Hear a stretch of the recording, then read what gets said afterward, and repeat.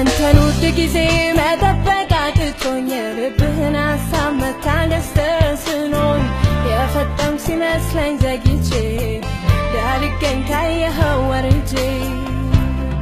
የእንጀራ ጩኸቴ ጽኑ ልመናዬ በሞላልኝ ማግስት እንዳይሆን ገዳዬ